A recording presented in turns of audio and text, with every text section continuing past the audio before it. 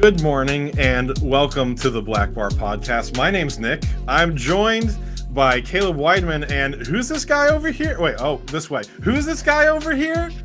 Hey guys, it's Tim Jackson. Every time that Zach isn't here. Every time. Like you guys know, Zach's not here again. Zach was recently hired to work with the Cross and Crown crew out in Pennsylvania. That made his schedule a little bit of shifting, and so now we're, as you know, moving the podcast from Fridays to now Tuesdays at 5:30 p.m. And so today we have... Is this the last Friday podcast? Yes, all this right. is the last Friday podcast. Next time, you'll have to catch us May 7th at 5:30 p.m. Eastern time. Yes. That's a Tuesday. So we'll be moving the pod to Tuesdays instead of Fridays. But Tim, tell us why are you here with us today? You just show up.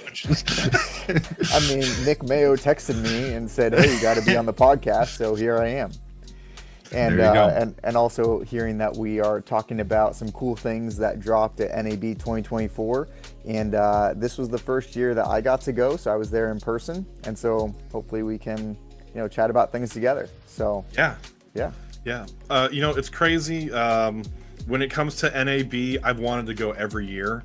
I just find it so cool, being a gear person who really loves all the different things in live video and the film production industry. There are just so many different things that came out. A lot of them we're probably not going to touch on today, but when I thought about this podcast where we're going to be talking about what premiered at NAB 2024, knowing that you were there with BNY, I thought you were the perfect person to talk to, since you actually had in-person experience.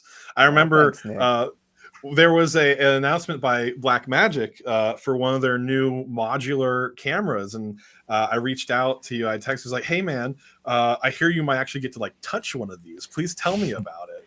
And so there was a conversation we had about that while you were on the floor, I think. So. Yeah, I think the crazy thing is that my wife follows you on Instagram, and she saw you post it, and so she's like, "Hey, my husband's actually out there." That is exactly how that happened. Yeah, Tim. Caleb, go ahead. I usually pay very close attention to NAB every year, and I'm scanning through all the announcements and whatnot. This year, I didn't have as much of a chance to. I was a little busy making stuff for BNY. Yes, we kept Caleb very busy. NAB. It was a very busy week for sure. We made it through. The content looked great. But I have a little bit of understanding of some of the stuff we're talking about today. I feel like for the most part, I'm going in blind. So I'm hoping that you guys can tell me about all the things I'm supposed to be excited about for the most part. And I'll let you know if it's exciting or not. Well, every time we had a new project come up that we needed you for, Caleb, Ben just looked at me and said, "How much does Caleb need to sleep?" And I was like, well, let me ask him. Supposedly less than I thought, but we made it work. Caleb's a dad of a 2-year-old. He doesn't sleep is not a thing he does. Nah, it's fine. Just take an Adderall. We'll make it work. It worked out. Tim, we've mentioned it a couple times, but I want to hear from you. Tell us, what is your role at BNY Pro? Yeah, dude, thank you so much. Yeah, so I've been working with BNY Productions for about 2 years now, full time. Before that, I actually went to school with the two of you and worked at the University Valley Forge in their video production department. But now at BNY, I am a project manager and sales representative. So we do a lot of work with churches. We do a lot of consulting. And so say if your church needs an upgrade, you would contact us and we would help you through that process. Just like you guys are doing here at Blackbar, just trying to teach people, the best way to do things and giving people resources and making sure that we're doing awesome work for the kingdom. And we also do live events, corporate stuff as well. It's not only in the church, although we love the church. So if you have a live event coming up, we also do full service rentals and productions in that sense too. And yes, thank you for bringing up that website, Caleb, that you also helped us with. So we love It's using been a busy Blackbar. month. Yes. So as you guys Yeah. can see, we use Blackbar for a lot of our things because they're awesome to work with. Yeah, check out bnypro.com. They legitimately know what they're talking about, especially in terms of house of worship, church stuff. That is their backgrounds for most of the people on staff there. So they know what they're talking about. They can get you kitted out. So because of your job at NAB or with BNY, you were at NAB and going there advertising some of the products that you have. But we have a lot of stuff that was at NAB. So I'm curious for you on the show floor. Overwhelming. What excited you? What was going on? It was definitely overwhelming. So being there, so Panasonic hired BNY to supply the video wall for their booth this year. So it was super cool. I got to, be there on the show floor with them, but just being on site, it was so overwhelming. Just seeing all the different vendors there and people that I have never even heard of. But the one thing that really stood out to me is no matter who you went up to, they were really excited to chat with you, connect with you. Obviously on a gear level, but on a personal level too. Sure. It was a great time to just connect. And I met a guy who was actually my neighbor here in Connecticut. What? we found out we lived 5 minutes from one another. Bizarre. So Wow. it was so cool. So he was like, "Yeah, can you hook me up with a home theater?" And I'm like, "Yeah, sure, let's talk." What? So that was super cool. But yeah, I guess some of the things that really stood out to me was one, how massive it was, because this was my first time going, and then there was a lot of cool projects or products that were released. Obviously, we're going to talk about Blackmagic, right? So Blackmagic released like over 20 new products. So it was cool to go over there and get some hands-on and talk with them. DJI has some really cool stuff that came out. Atomos, like basically it's a lot of products that I personally have and use. I was checking out their booth. And then obviously since I was at the Panasonic booth, I got to see their Kairos system, which is their live production switcher. So yeah, lots of cool things. The one major thing that I noticed, and maybe I don't know how out of order we want to go here, but one of the major things I noticed was like the just how ST2110, so the new SIMP IP standard for video, basically video delivery, it was just kind of baked into every single product. As I was walking around the show floor, I saw that term ST2110 just littered everywhere. And so just a little bit of like, hey, what is that? So for us video nerds, you and I, Nick, and I mean you too, Caleb, but maybe this is the first time I'm hearing of SIMP 2110. I don't know what this is. I'm very curious to know. But you've heard of SDI before, right? Of course, yeah. SDI, simple cable for video. It's the round one. Exactly. Yep, the round one. So we basically use that, right, to take from a camera, get it to a switcher, and be able to mix, right?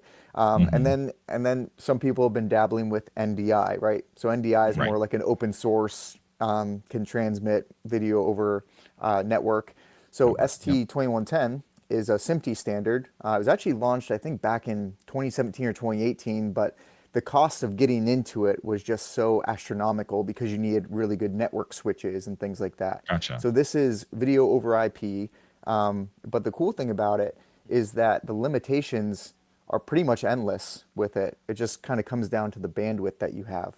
And so basically what it's doing is rather than using, your SDI cable, copper, you're doing everything over a network cable.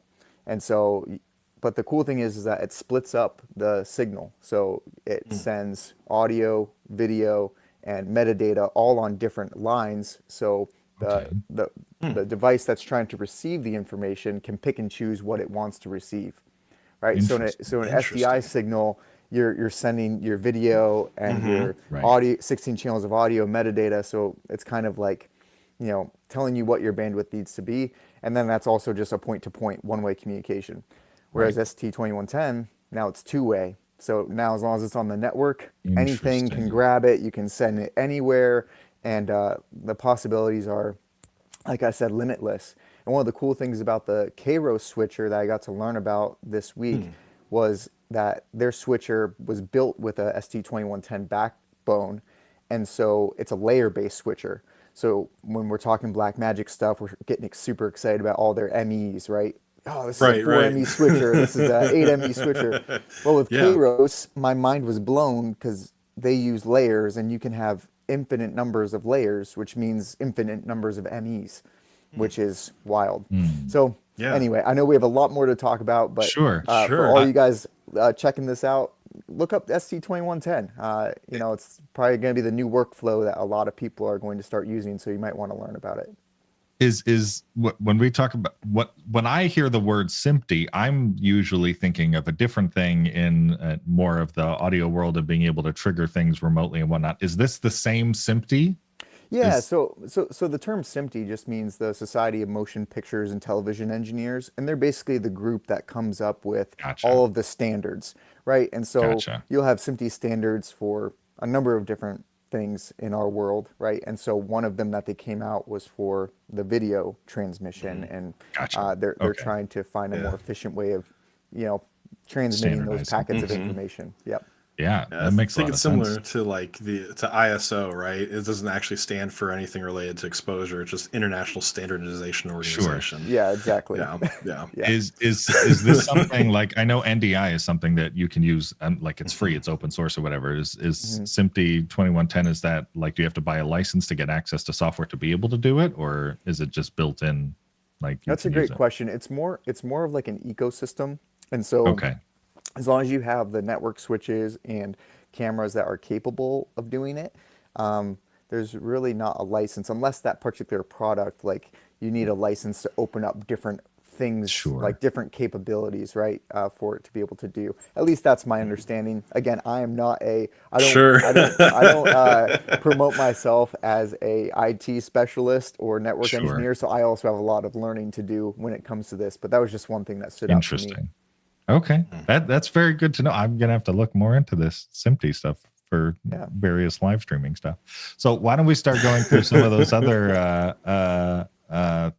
companies you talked about? We mentioned Blackmagic. They are always going to. They seem to be a regular star of the show every year. They dropped, to my understanding, from my limited scrubbing through, I feel like a dozen different cameras all at once. Basically, there's some reasonable ones that some churches might be able to afford, and there's some that there's no way on earth that most churches be able to. Well, and also they don't need those, right? Like the church doesn't necessarily need their $15,000 $12K unless Nick, Nick needs I was going to say, they released a 17K camera. That's right. What church doesn't need 17K?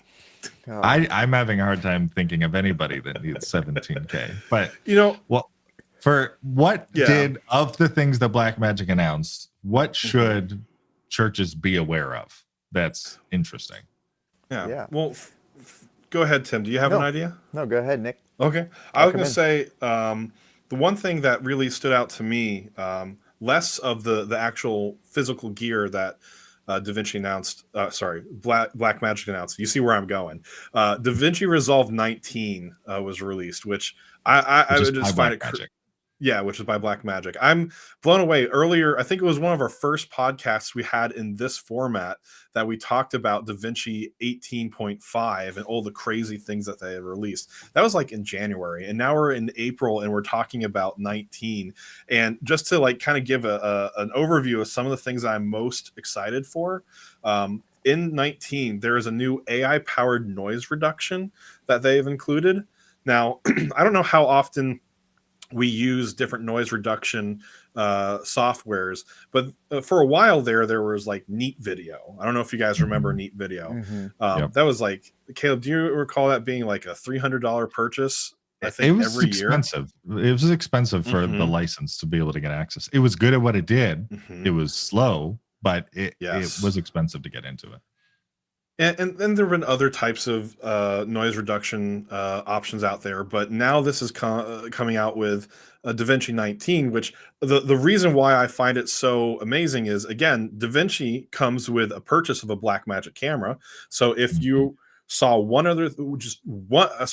Blackmagic anything So Right. if you buy like any of their Emmys, right, you're also getting a license to use DaVinci.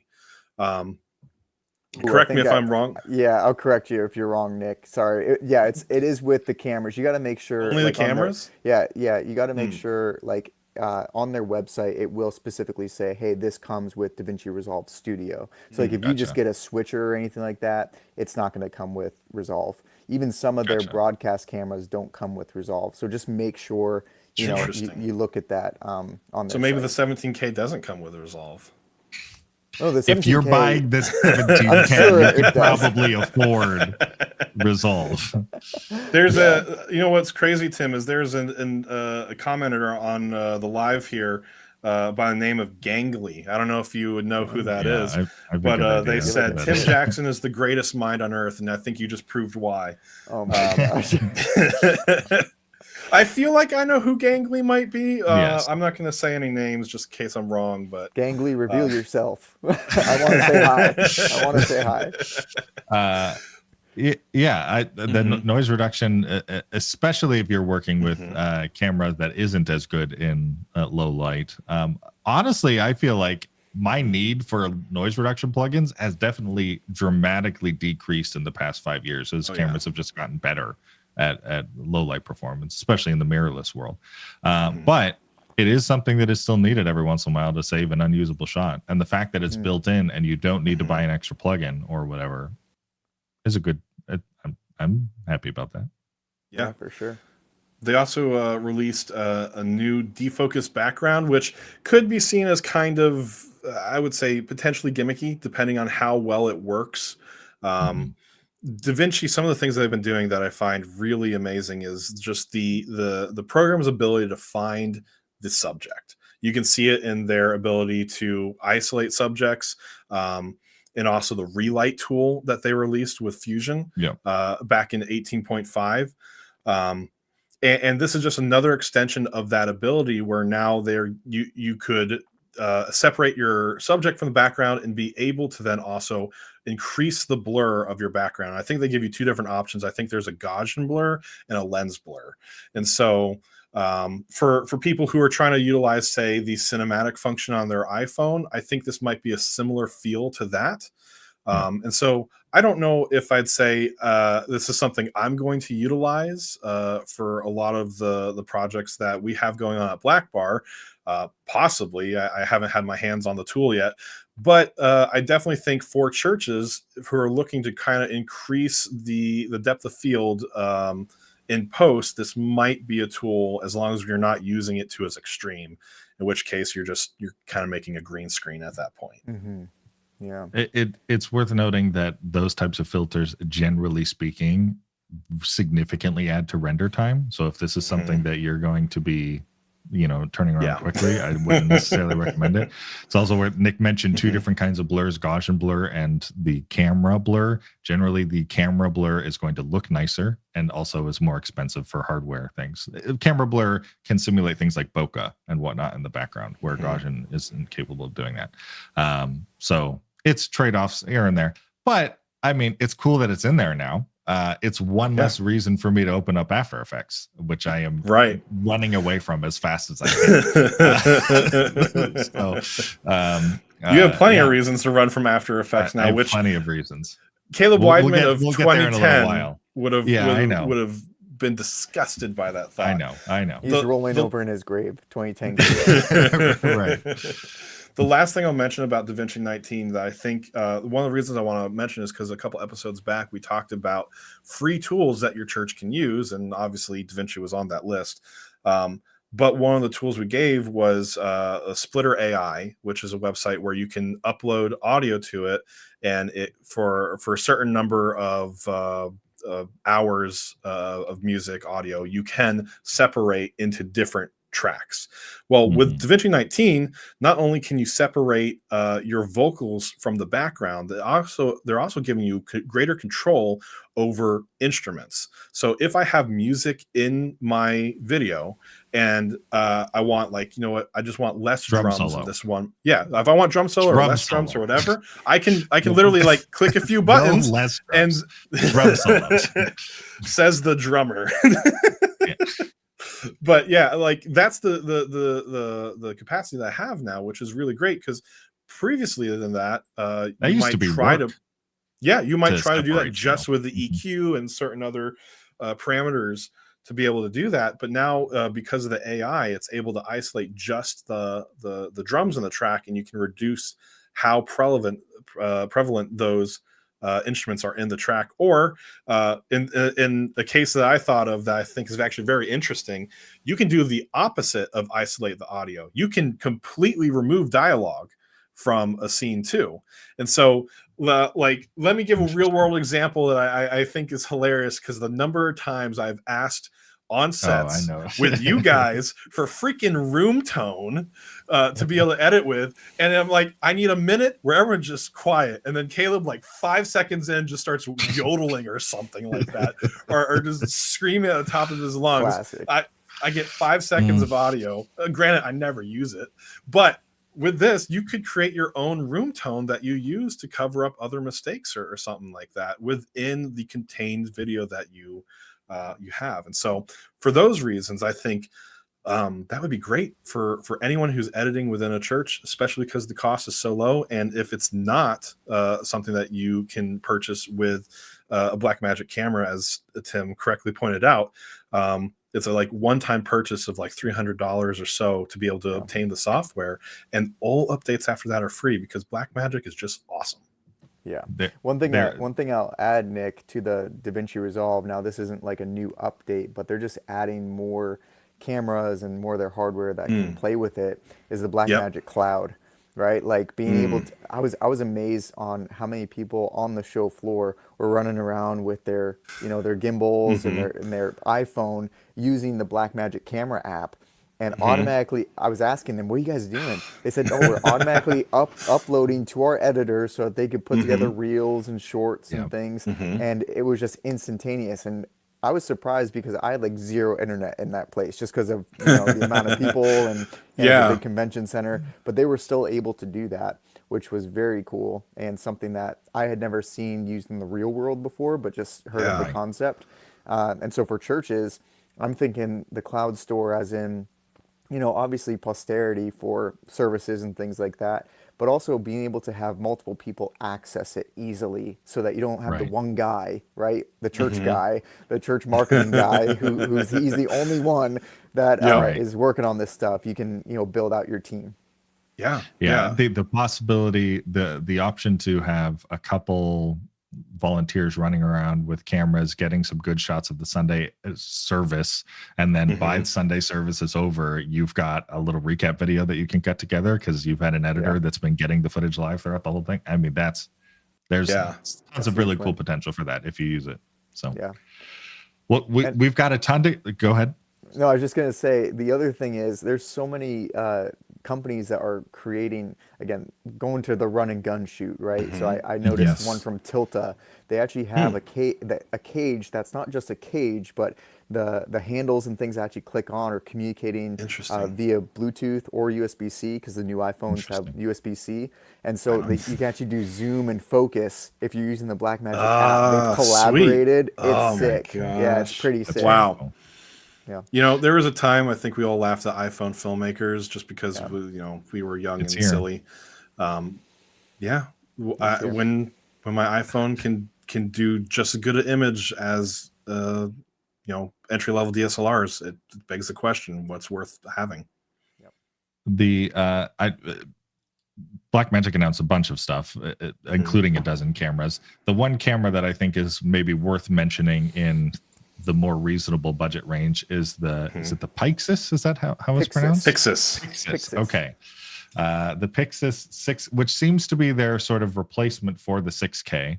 Or I don't know if it's replacement or in addition to as an alternate lineup. But Yeah. as far as I can tell, it seems to be a lot of the functionality that's in the 6K, but in a modular setup that can be Mhm. added onto and have all these extensions of whatnot. I'm curious for a typical church production. I mean, I'm sure it's possible to use this in a live production scenario, but most of the time we're talking about this in more of like a media content creation sort of setup.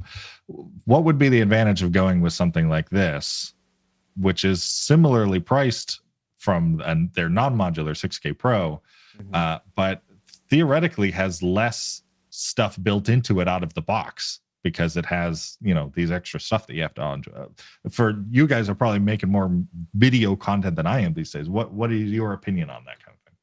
Yeah, well, I'll just jump in because I actually asked Dan, one of their guys at the booth, just kind of what he sees this working as, and it's kind of exactly what you said, Caleb. It's like everything that the new 6K full frame has, the guts, they're all the same in this new body, and so really the thought there was for the end user, what are you trying to do with it, and what makes this more easy, right? So being in more of a box shape definitely proves itself to be a little bit more ideal for gimbals.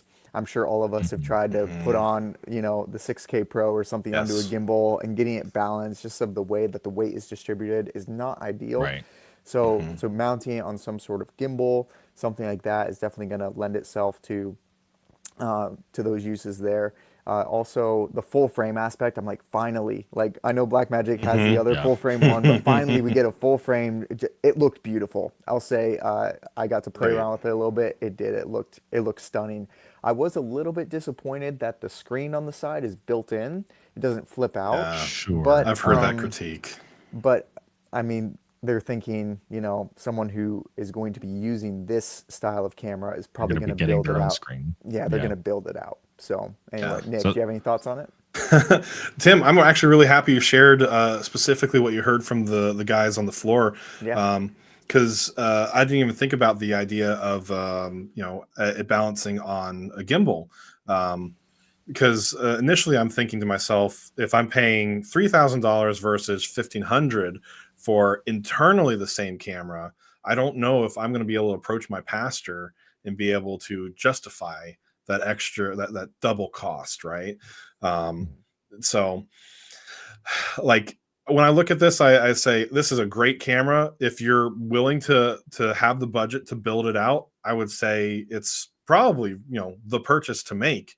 I just worry for our particular audience and a lot of churches that when they come to us on our Blackbar Discord and ask us questions like, hey, this is my budget and it's $500, and they're like, I need a camera that takes photos and also is going to do our live stream, and it's got to be able to pick up somebody a full shot from like 100 feet away. What's my camera? And I'm like, you're gonna have to get a bigger budget.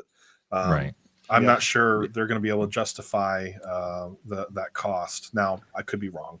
Yeah. This is definitely the type of, it reminds me almost, we're getting closer to like a RED camera or an ARRI camera, right? Yes. You're buying the camera. This is the base platform, but that is the first, maybe the biggest, but it's the first purchase you have to make. And now on top of that, you have to buy a screen. And on top of that, you have to, of course, buy lenses. That's not any different.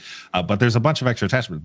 But the advantage of this is it's going to be compatible with a wider array of cinema quality tools.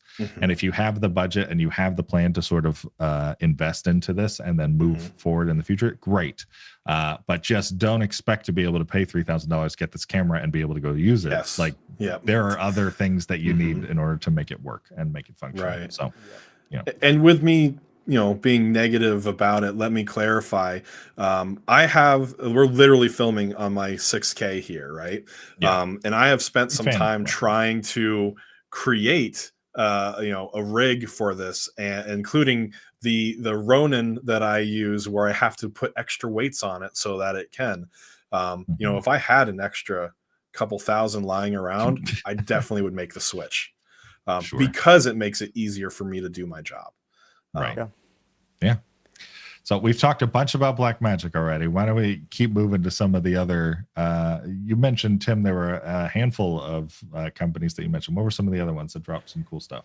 Yeah, for sure. So we were mentioning screens, right? So for this Pixis thing, so Atomos dropped this really cool. I'm sure you can look it up, Caleb. But it's like Atomos, man. What's it called? Oh my gosh! Is it the thing that lets you use your phone? Yeah. You're talking about the Ninja? I wanted to talk about that too. The Ninja phone. So not only is this like using your phone as a screen, so basically you attach this thing to the back of your phone. It has an HDMI input and HDMI output, And then going into the USB-C on the new iPhones, you can then use the nice iPhone OLED display as your monitor. But also, what this Ninja phone does is it also allows your phone to be used as a recorder and record 10-bit right there. That very first one, record 10-bit Wow. ProRes from HDMI on any camera. What to your phone. resolution can it do at that 10-bit? There's no way it's doing like 4K. I believe it's stuck at 1080. Yeah, 1080. Unfortunately, but I mean that's still pretty cool, good. but- Still yeah. pretty cool. Yeah. And you know, the next version of this, the 2.0 version of this, is gonna have 4K. Yeah. Oh, for sure. And I mean, the thing about it is like the form factor, right? Now you don't need an external screen. You just pop Right. this thing on your. Now you need to make sure your Yeah. phone's charged. But I think it charges your phone. It does. Yep. Does It it? does. Wow. Yep. It is pretty cool. So That this is was extremely cool. yeah. So this was definitely something that I think they saw the market for content creators and people wanting to make higher quality content with their phone. And so this was one of their products that they dropped, which was very cool. This seems like an incredible 1.0, and I'm sure the second it becomes 4K capable, it will be what everybody wants to use. But 1080p still very cool being able to do 10-bit. I wish I could decrease the quality and then move up to 4K or something like, because 4K, at least to me, seems in a lot of ways the minimum standard for shooting. Just being able to get a lot of flexibility, but it is very cool that they're thinking in that. It's a very innovative direction. I'm excited to see where it evolves personally. Yeah. I've heard some rumors of people talking about how it could be utilized for streaming. Tim, did you hear anything related to that? Well, I mean, Atomos has their whole Atomos Cloud or Atomos Connect. I forget what they call it. So I even have one of their 7-inch screens, their Shogun, that can do direct RTMP streaming. So it basically sends it up to their cloud, and then you can redirect it. So I believe this has something on the back of it that can do something similar. Gotcha. But yeah, I haven't used it all that much, but everyone is, even like with Blackmagic Cloud, Atomos Cloud, everyone has their own cloud thing. It's a buzzword. Yeah. A different product that I saw, and I don't know much about it, but I remember I texted Tim about it mid NAB, was the small rig hydraulic tripod. Where you can run out with it, and it's got like a little lever on the thing, and you press it, and all the legs just go down. It doesn't matter what elevation each leg is. It just like all locks into place perfectly level, and then you can press it again, and it's like it goes back up. So really, so that lever, it doesn't actually go back up, but what you need to do is close the legs, push the lever, and then just push straight down. It is so fast, though. It's very cool. I will say the one that they had there was a prototype, so it was a little bit sticky, but they said, this is a prototype. No, it was very cool for like a really quick run and gun. I need to set up really quick. I mean, I can think of when I used to shoot a lot of weddings, man, that would have been so nice rather than having to finagle with a massive tripod. And it was very light. It was carbon fiber legs, so it was very light, portable, very fun to use.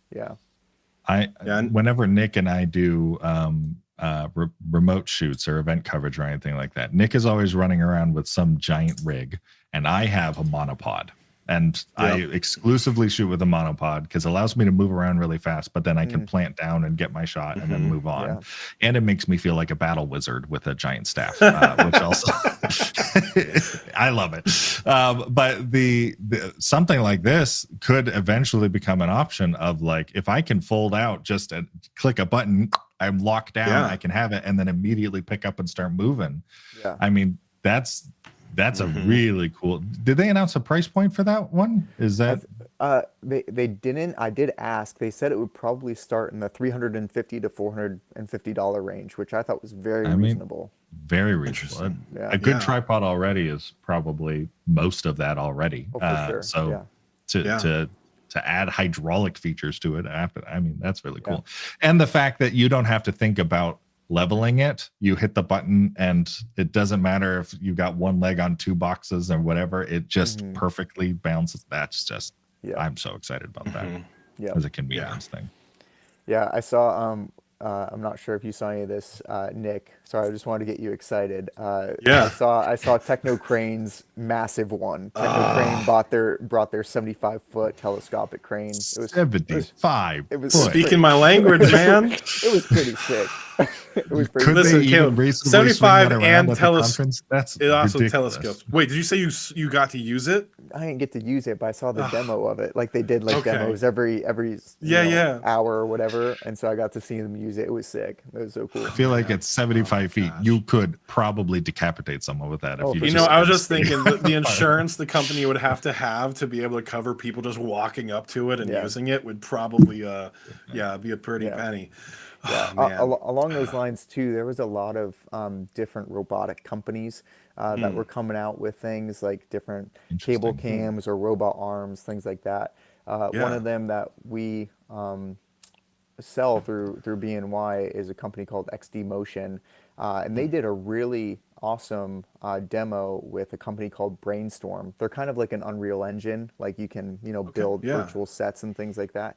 But because XD Motion, their robotics are so precise, what they were able to do is basically showcase how you could teleport someone from one part of the country over to the other. Right now, that's what we're doing right now.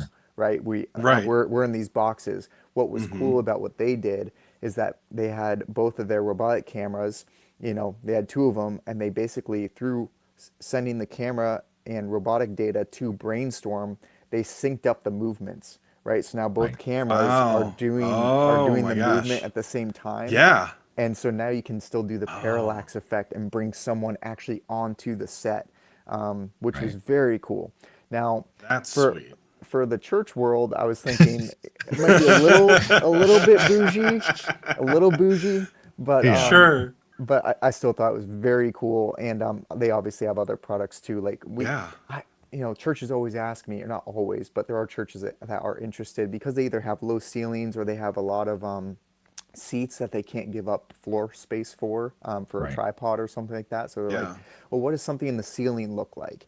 And we just haven't really had a really good answer for them. So we're trying to work with XD Motion to build something for the church market that makes sense financially, but also for what it can do.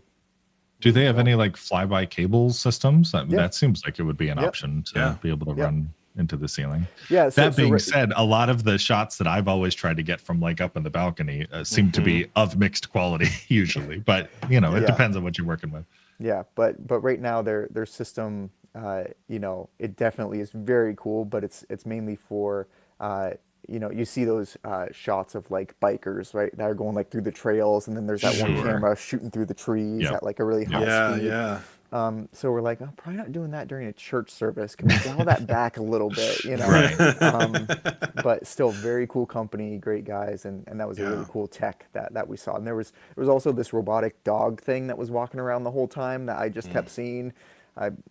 Cool. It was interesting. This robot dog. It didn't have a flamethrower on it, did it? No flamethrower, but just a guy with a camera, a camera on top of his head walking around. That I'm could sure be it's stabilized. the new church greeters. We could have dogs. I'd prefer maybe. That. I think I'd prefer being greeted by robot dogs. Isn't it Tesla that's actually got that? I think Boston Dynamics has the new. Yeah, there you go. Church greeters. There you go. Yeah. I don't know, guys. That's end time stuff. Tim's like, hey guys, hold on. Watch out.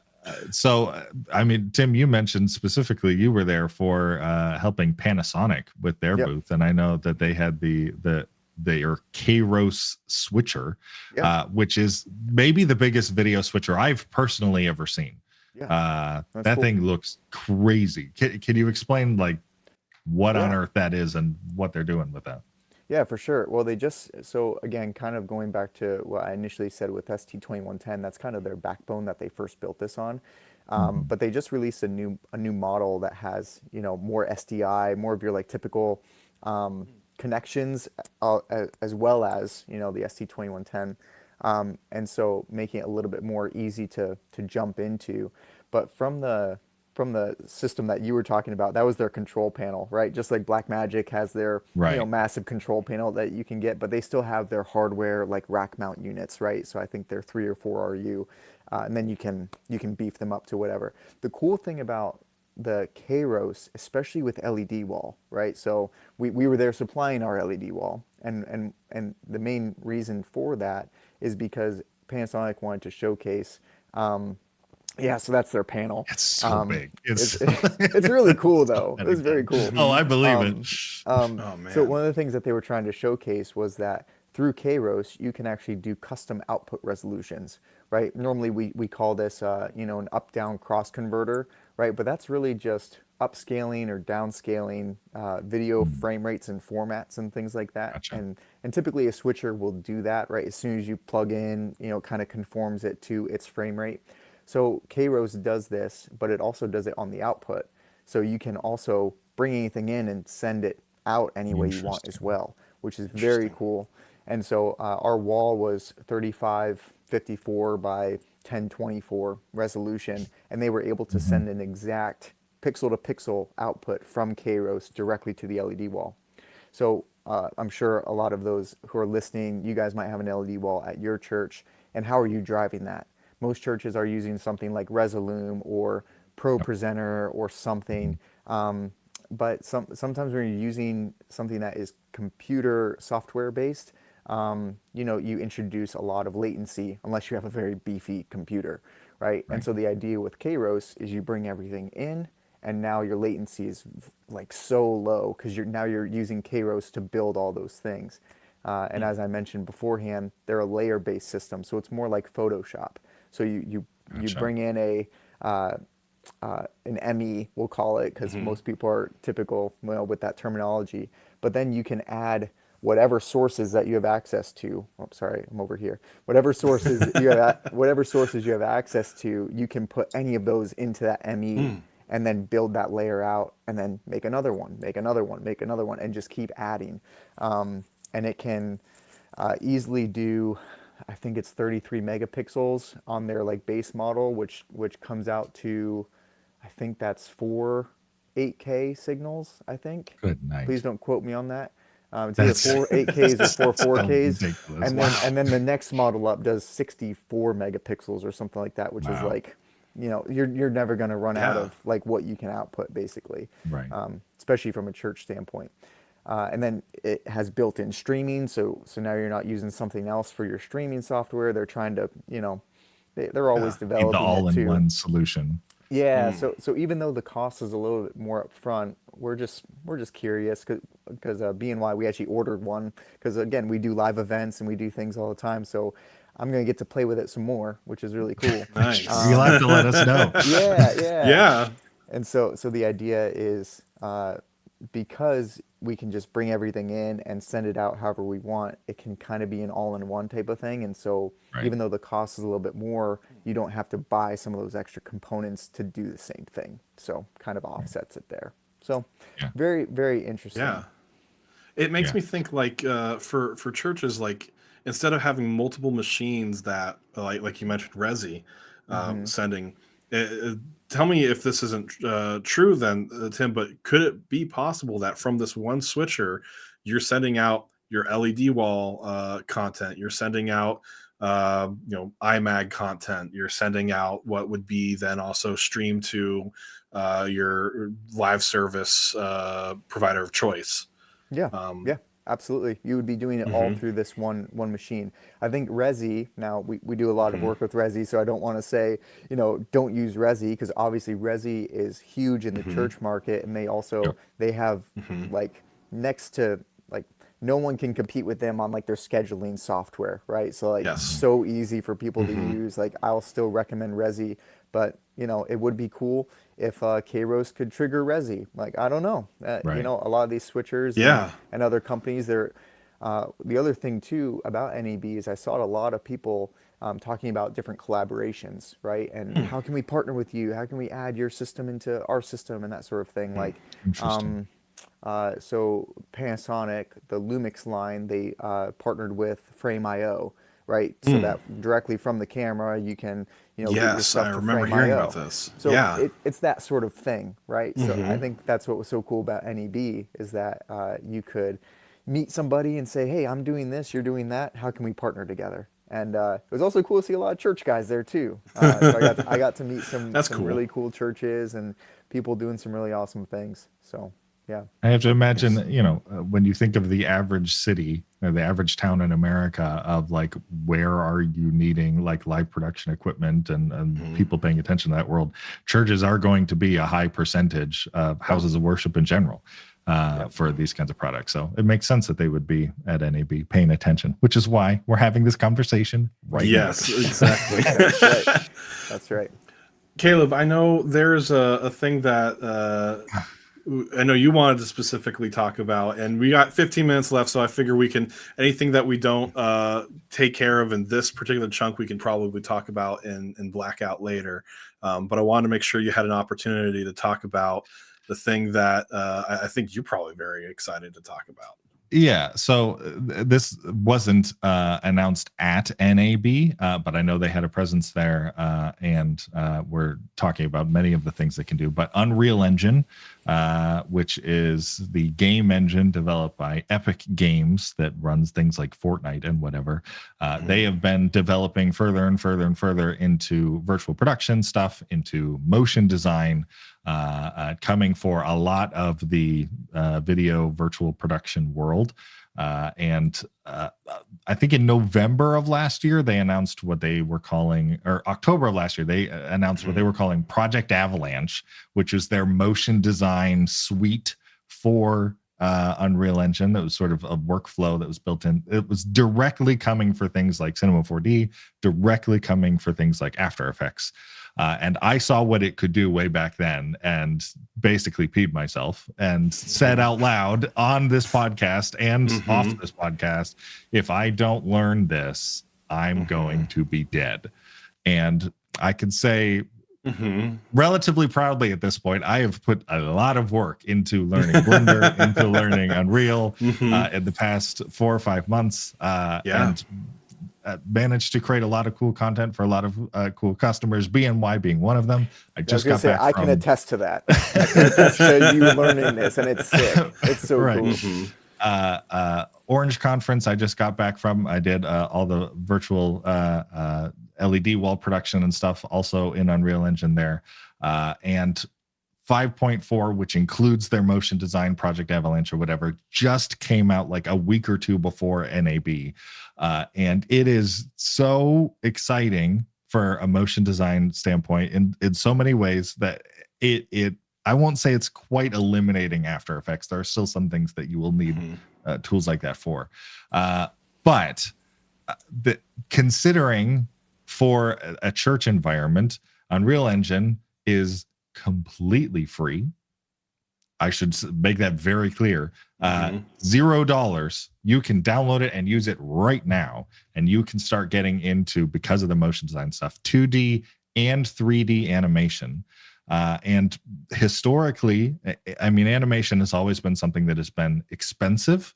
Number one, because it usually takes some specialized skills to be able to pull it off, but also because of render times, even far more than like a video production thing. When you start to get into animation, especially 3D animation, render times get very, very, very slow to the point of I can totally recall that 3D videos I've worked on years past that will be 30 seconds long and take upwards of 6 or 7 hours to render the video just because of the processing power required. And Unreal is real time. It is happening. I hit play and it just happens.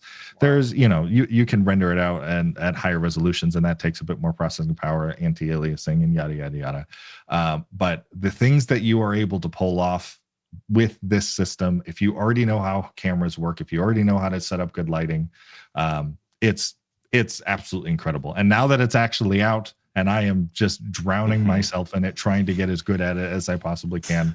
It's making me think of, especially in the church world, because of the live real-time capabilities that it has from an event standpoint, being able to do lower thirds that are even animated or anything like that. Not just like, oh, the background's animated and then the text sort of drops on top of that like you would do in ProPresenter. You can have the text be animated as well and just hit play live, because Unreal Engine supports NDI out with transparency and everything. So you can just overlay it with the downstream key and, go crazy. They built it in a lot of ways for sports broadcasts and whatnot. So they can do all those crazy, like ESPN, that's a sports show, I'm pretty sure. All of the 3D graphics that come out and whatnot, with like players' names and stats or whatever, all of that can just be live generated. You don't need to do any of that beforehand. So I think even what I did for Orange Conference, which they had a number of different speakers that came up, they wanted to have special backgrounds that on the LED wall that went along with the topics that they were talking about, and they wanted full 3D scenes that were built out. That were, one of them was this big, beautiful nature scene with trees and flowers and leaves that were falling. Another one was this sort of futuristic dystopian like artist setup with a window out and you can see flying cars driving back, and they were talking about what's going to happen in the future and whatnot. And I was able to build that scene specifically in one day in Unreal Engine and have it completely rendered and working. And sure, I've had practice, but I've had 4 months of practice, right? This is something that you can learn. It is completely free to do. And there are limitless sort of potential where just like this is shaking up the motion design world in such a significant way that it's really exciting to see what Epic is doing, what Unreal is doing, not just in the gaming world. They've been shaking up the gaming world basically since they launched in 1990 or whatever it was. But now in the video production world, even in terms of like green screen virtual production, like Mandalorian was shot almost entirely with Unreal Engine in the background, right? And we're seeing more and more companies move to that. So I'm excited. I'm so excited that I get to use this as, someone who does motion design, but also I'm excited to be able to teach other people how to use it in the church world, because there's just so much potential for it. It's just lowering the barrier of entry more and more and more to make excellent stuff. And I'm excited about it. Well, I'm inspired, Caleb. But I want to keep paying you to do it. So sure, that's fine. That's fine. Yeah, Tim, it's super hard. Tim, you don't want to learn it. Yeah. No, it's a waste of your time. And definitely anybody who has a budget, you could just call me. I'll figure it out. You don't want to learn it. But no, I'm very excited about it. I know Nick is even getting into it now as well, trying to work all that out. So it's very exciting. Yeah. That's what I've been nerding out about for the past month or so. That's awesome. And yes, ESPN is a sports show. Caleb. Yeah, I thought you would know. Pretty confident. Yeah. Caleb, you're over in Detroit. That's where the NFL draft is happening right now. Yeah, I flew in from Atlanta last night. I landed in Detroit, and my dad was driving me home, and there was a lot of traffic. I was like, "Why is it so busy?" And he's like, "Are you kidding? No. Why is it so busy? There's 200,000 people downtown right now waiting for a list of names to appear." Yep. Wow. Caleb, when you say it like that, it doesn't sound exciting at all. I will never understand. That's fine. Be into your thing, but it is not my thing. I think, I don't know how much more time we have, guys. Where are we at? Where do we stand? We're pretty close to the end of the hour. What might be a good idea is, I know one of our commenters mentioned about knowing what products we were talking about. So it might be good to do a real quick recap of exactly some of the things that we talked about, I know we talked about DaVinci Resolve, which is an editing software. It's a video editing software that is made by Blackmagic. They have a version that is free to use, sub 4K resolution, if I remember correctly. And then you get extra features and 4K resolution if you pay for it. And it's definitely worth it compared to paying a subscription to anything else. So Adobe. Let's see. Tim, you talked about SIMP 2110. Is that correct? Yep. ST2110, kind of the new video transmission, way of doing things over IP. So definitely check that out. We talked about the Blackmagic, the Pixis camera, Blackmagic's new full frame camera. Uses the same guts as their 6K cinema one, but different body design. We talked about the Atomos Ninja phone, little phone adapter thing that came up. We didn't touch on DJI stuff, but definitely check out what DJI released. They released a new Ronin and a Ronin the small Pro. rig. We talked about the small rig tripod yeah, that's the tripod. hydraulic. Yes, very cool. We talked about the Panasonic Kairos switcher. What else did we highlight? And Unreal Engine. I think that was yes, Unreal Engine. Yeah. Yep. Lots of cool stuff. That and a lot more. Nick sent me a video that was 40 minutes long, flying over highlights, and there was still a lot more after that they didn't get to cover. So there was a list, like because NAB, they have an app, right? So if you're on site, you can kind of like plan your visit or whatever, and it was just over so many vendors that were there, people that I hadn't even heard of, you know. So definitely, check out those videos, see what's new, and then if you can, try it out for yourself. So Gordon's making fun of my knowing what ESPN is or not.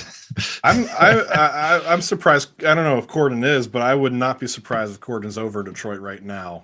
Front and center at the NFL draft. I mean, good for him. I hope he's having a good time. All right. Well, I think that's the time that we have today. Nick, do you want to close us out? Yeah, absolutely.